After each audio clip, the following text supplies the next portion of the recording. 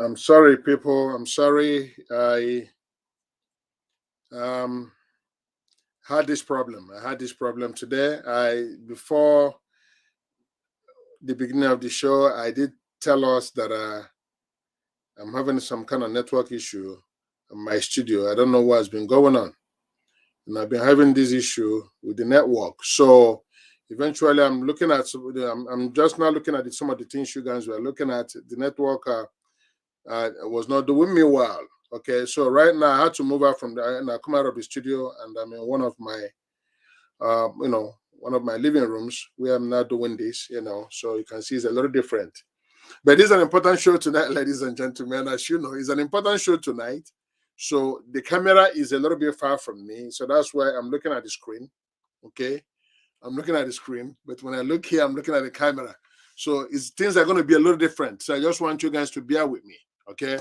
I've called the network people. They will come and look into this by tomorrow because I can. This is exactly why I didn't do the show yesterday, because of this network issue. I keep on getting bounced out, okay, by my network. So I decided to come on today. And now, lo and behold, at the middle of the show, this thing shut down. Okay. So, but I'm back on now. As you can see, I'm no longer in the studio. I'm now in a different place. Okay. So the show continues. The show must move on, must continue. So we're on. Thank you for whoever that is back on. Thank you. Thank you for having that patient. Okay. So what we were discussing before, as you know, we were just talking about the nominations. Okay. We're actually towards the end of the list when that thing happened. Okay. So number 71, we are at number 71. Which is Nihu Ribadu. Nihu Ribadu, who is the Minister for Police Affairs. Okay. Minister Ribadu is the Minister for Police Affairs. So the last person now on this list is Ayo Oyelowo, personnel to the President on broadcast matters. Okay. So that's whom we have there now. That's whom we have there. So now there's another set of the list they sent to me, which they say is the Minister of State portfolio abolished. The Minister of State portfolio abolished. The list of the new ministers. Okay. So this is the list of the new ministers now. Minister for Petroleum, Ministry of New Ministries. Okay. The list of the new ministries now created. Remember, I told us there were some that were created to pacify, there were some that were created as a status quo. There were, so a lot of things are happening with these nominations. Again, if this list is authenticated, I'm just saying it to us as I received it. Okay, I took a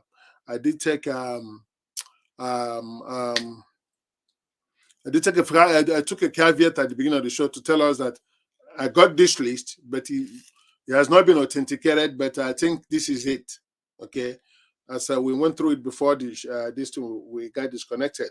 So these are the new ministries now that I created. Ministry of Petroleum, Ministry of FCT, that shouldn't be a new ministry, it's been there. Ministry of Niger Delta, Ministry of Labor and Employment, Ministry of Environment, Ecology and Climate Change. Okay, that one sounds new.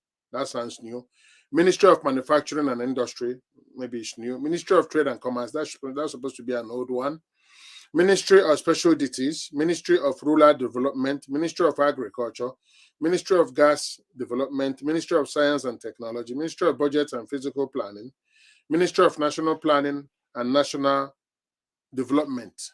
Okay, so from this list that was sent to me, they're saying that this were created new. I don't know. So if this were created new, what have they been doing? Because we know we've had some ministers on these particular ministries. So if these are new, then I don't know. I don't know if these are new. But anyways, these are the positions so far as we've gone through them, 70-something of them, including these new ministries, okay? We talked about some of these positions where they created to pacify, were they created to fill the need, okay? Were they created to fill the standing ministries?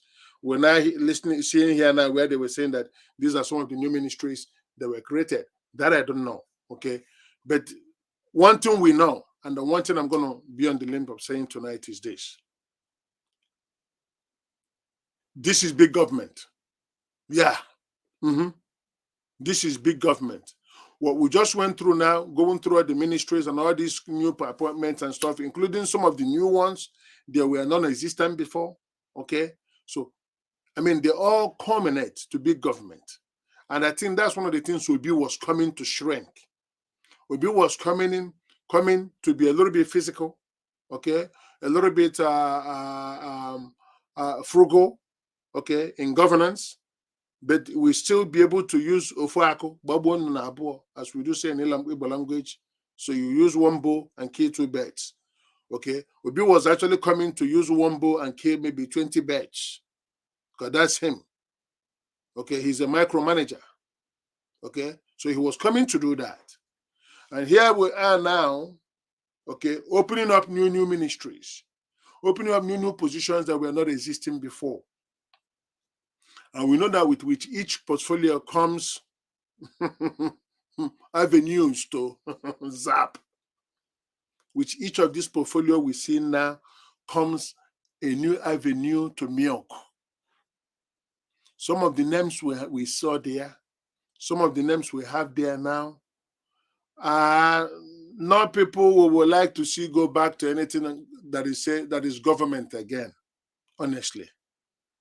Some of the names we have there now are names we will not love to see there. I don't know. I didn't see their pictures. I don't know where the youths are. I don't know who's the youth there. But 60 or 70% of the names that I mentioned here are old-time religion. They are all old-time people. Some of the names I mentioned tonight.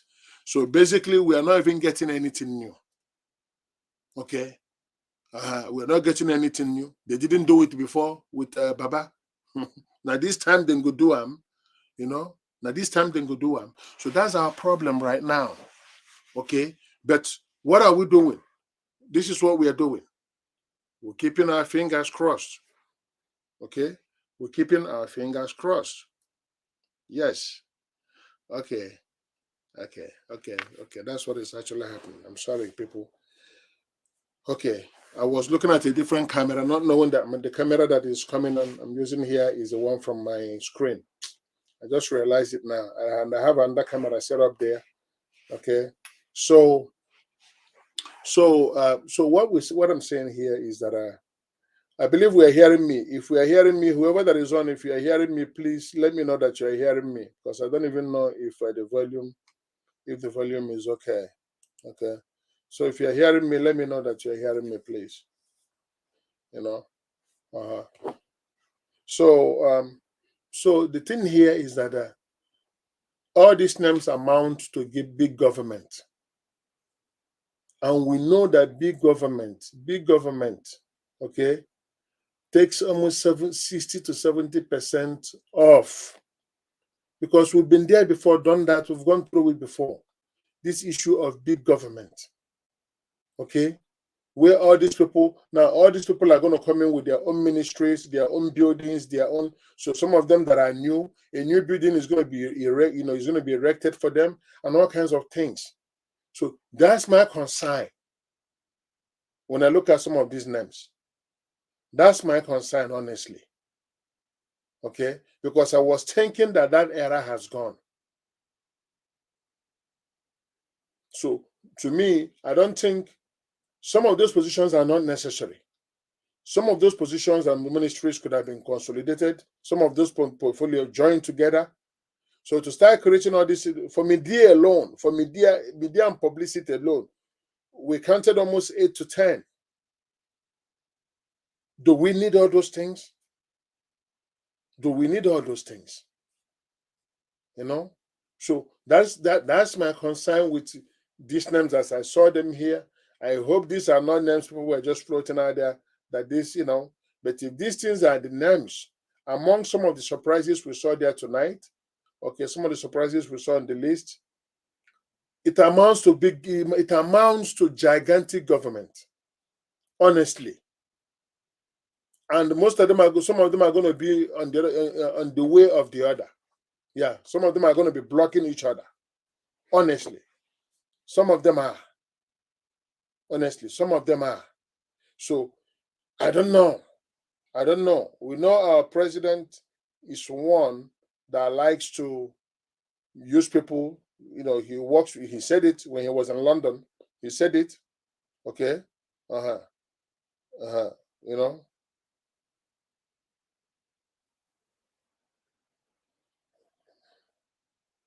What I hear you. Okay. So some of those people, as we see them now, like we said again, they've been there before. Okay. And they didn't deliver. So having them in here now, they're going to be looking for their own buildings, looking for their own parastatals and all kinds of things. Okay.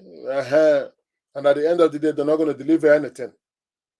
And they'll be costing us average of billions that we don't even have. And at the end of the day, the citizens are going to be denied again.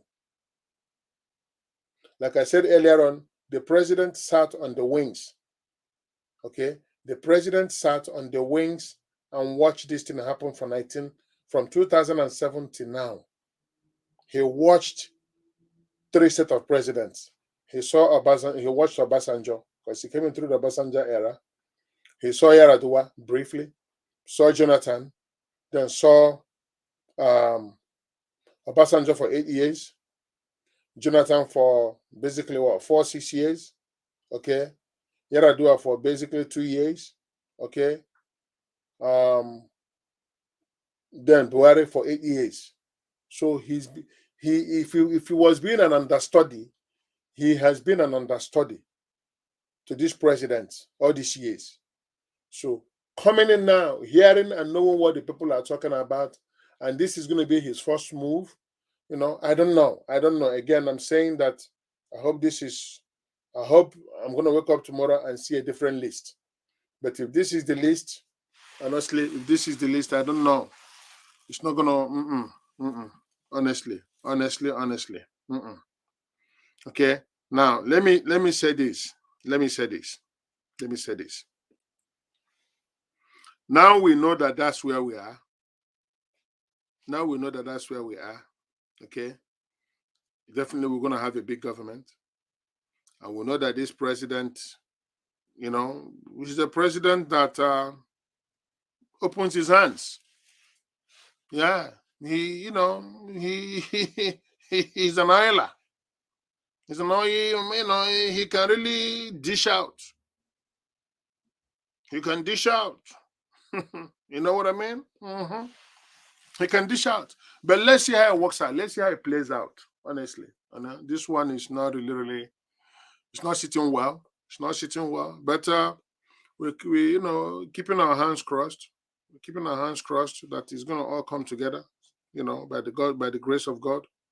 It's gonna all come together. Okay. So so having said that, let's now look at the other part of the show, the second part of our show, which is let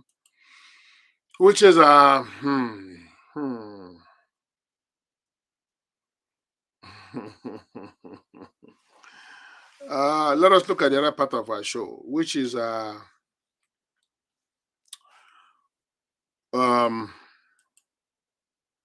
honestly, I don't even know. I don't know how I'm feeling with this thing. Okay.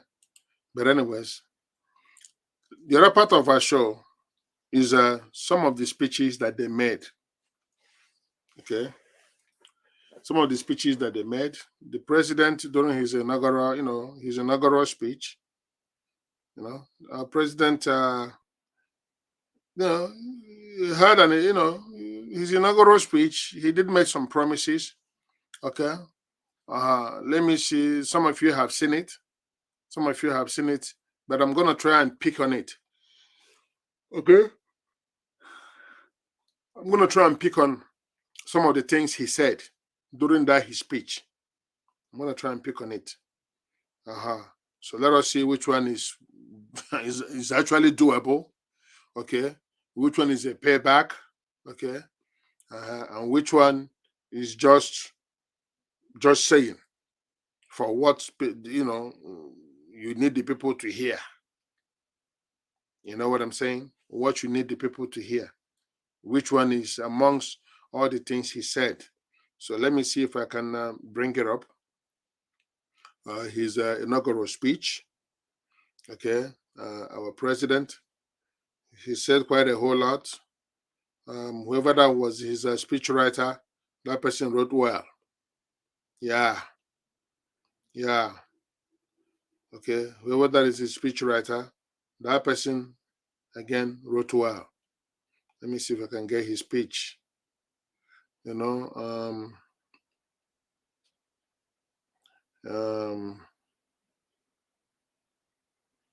where is this? Where is his president's speech? Where is his speech again? I had it here. You know. Okay, let me Google it and you know. So during his speech, he said so many things. You know, he said so many things. You know, let me see something else here. He said so many things. He said so many things. Okay, so during his speech, appointments. That's not what I'm looking for. I'm looking for his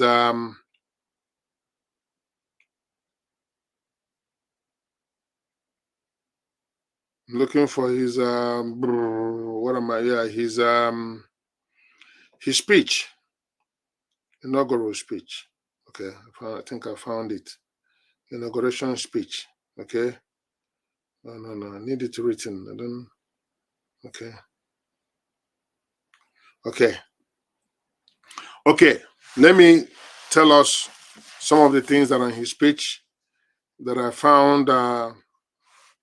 You know, reservations. Some of you said is amusing. Some of you said that is a little bit mean. So you guys saw it from different angles.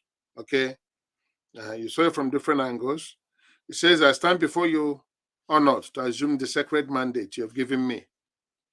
Okay, I don't know if he was speaking to the 8 million people that gave him the mandate per se. Because you people are saying that he doesn't have your mandate. The 200 and something million people that are out there. Is he speaking to those 8 million people that gave him the mandate? Okay. My love for this nation is abiding. We'll get to know that. We'll get to see that as time goes on. My confidence is in the people. My confidence in the people unwavering. Okay. And my faith in God Almighty, absolute. Like I said again, whoever that was the speechwriter did well. The person did very, very well. Okay. I know that his hand shall provide the needed morale, strength, and clarity of purpose in those instances when we seem to have reached the limit of our human capacity. Honestly, Mr. President, capacity-wise, I don't think we have it. Okay. We need God from the word go. I don't think there will be this particular line. We don't have it on this line now. Okay. This day is bold and majestic, yet bright and full of spirit, as in our precious nation. Okay. As a nation, we have long ago decided to march beyond the dimness of night into the open day of renewed national hope. The question we now ask ourselves is whether to remain faithful to the work inherent in building a better society or retreat into the shadow of our immense potential. For me, there is but one answer. We are too great a nation and too grounded as a people to rob ourselves of our finest destiny. This nation's journey has been shaped by the prayers of millions and collective sacrifice of all souls. There's no doubt. There's no doubt. It is the prayer of this nation that's been holding us, sir. Yes, you said it right. We have endured hardship that will have made our society crumble. You have said it right also here. Yet you have shouldered the heavy burden to arrive at this sublime moment where the prospect of a better future emerges with our improved capacity to create that future. To the surprise of many, but not to ourselves, we have more firmly established this land as a democracy in both words and deed. Sir, I say no to that one. No, I say no to that one. The peaceful transition from one government to another is now our political tradition. Okay, that's okay. We can say that. This handover symbolizes our trust in God, our enduring faith in respective governance, and I believe in our ability to reshape this nation into the society it was always meant to be. Here, permit me to say a few words to my predecessor. I wouldn't permit you to say that, sir, but to go ahead. President Mohamed Buhari, Mr. President, you have been an honest and patriotic leader who has done his best for the nation you love. Yeah, well, na fear we go carry, na fear we go, na fear, that one we go admit and we fear. On a more personal note, you are a worthy partner and a friend. May history be kind to you. And I pray so too. I pray so that history will be kind to him. But I don't know if history will be. Posterity might hold him to a level. Okay? For many years, Nigerian critics have trafficked the rumor that our nation will break apart, even perish. I mean, didn't the people in government give us put us in that position to call such? Yet here we are. We have stumbled at times, but our resilience and diversity have kept us together, kept us growing. Our bodies may make us bend at times, but they shall never break us. Instead, we stand forth as Africa's most populous nation, and that's the best hope and strongest champion of the black race. Rightfully said. Yes, we are. As citizens, we declare as one unified people devoted to one unified national cause that as long as this world exists, Nigeria shall exist. Yes, sir. We all believe that Nigeria shall exist. Also, if you people believe so too, okay, if you people believe so too, that Nigeria shall exist, okay. So what I'm reading here, what I'm talking about to us, talking to us here at the speech, okay, we've gone through the nominations or the appointments. So we're now looking at his speech, he's not a good speech, trying to figure out some of the things he said, which one is a hit, which one is a miss, which one is just to pacify the people and all kinds of things. We lift high this torch so that it might shine on every household and every heart that call itself Nigeria. We hold this beam aloof because it lights our path with compassion, brotherhood, and peace. May this great light never extinguish. Well, well, well, well, sir. Our administration shall govern on your behalf, but never rule over you. Well, that's another one that I'm saying. Yeah. I'm yet to see that. I'm yet to see how you guys are going to govern and not rule. I'm yet to see that. We shall consult and dialogue, but not dictate. Again, I have my reservations for that. Because the people that you've chosen so far, that's actually dictating to the people. In as much as tradition does not call for you to come in and seek the people's, but where Nigeria is now, I think you need the mind of the people in doing certain things. We are here to further mend and heal this nation, not here and enjoy it. So far, with this fuel subsidy thing that is going on, people are already getting injured financially.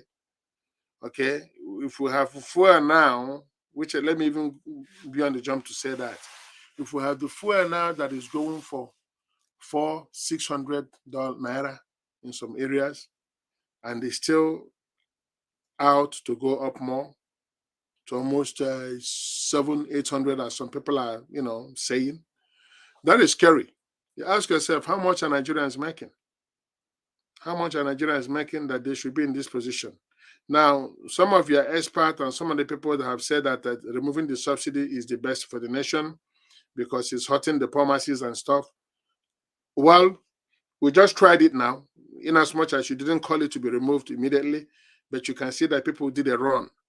They did a run onto the gas stations because of that announcement.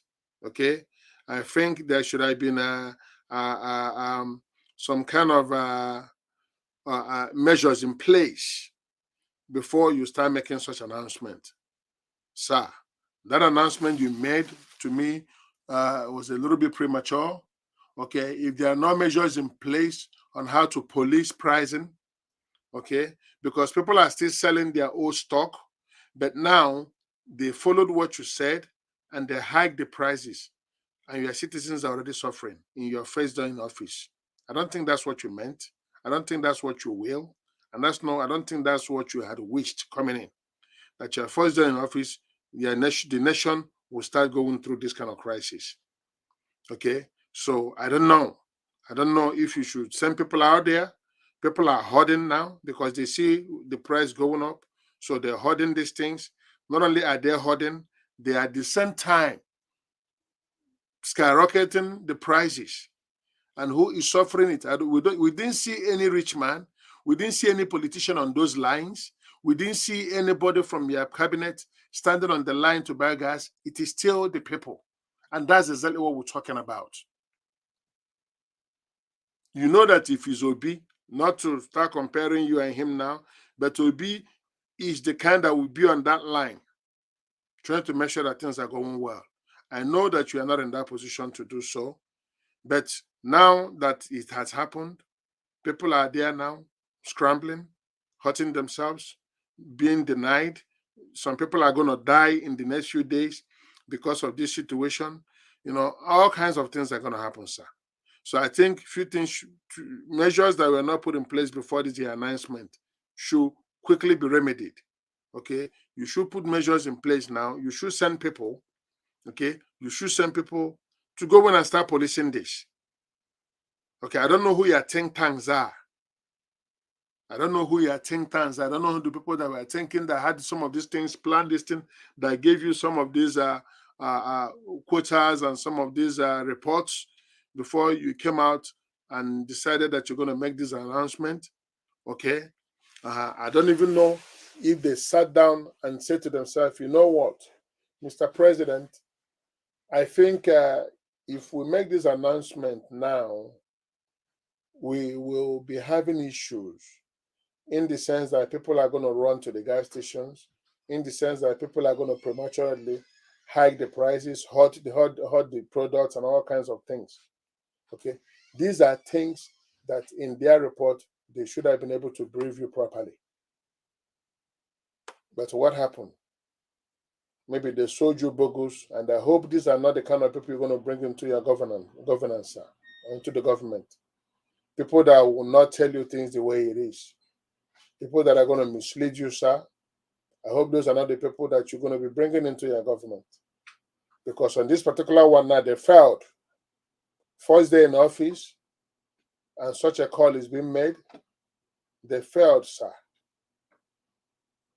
So there has to be some kind of remedy right away.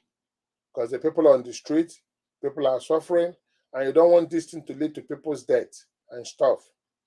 Following what you announced, following what you promised the people, protecting life and the life of the citizens and their properties and everything. Okay?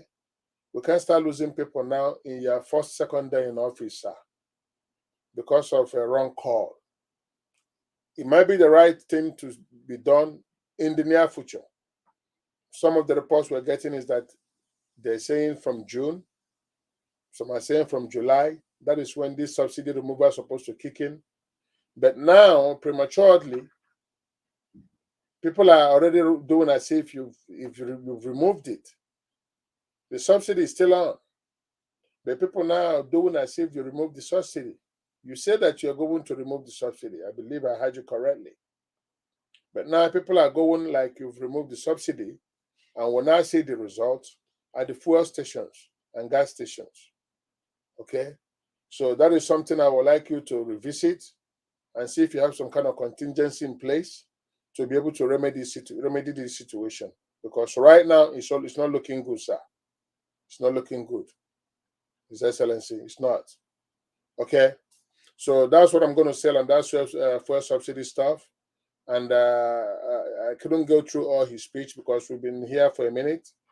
Another thing I want to talk about briefly before we close today is the issue, what happened at the tribunal today.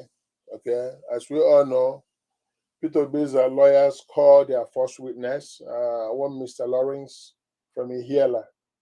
They called him as the first witness.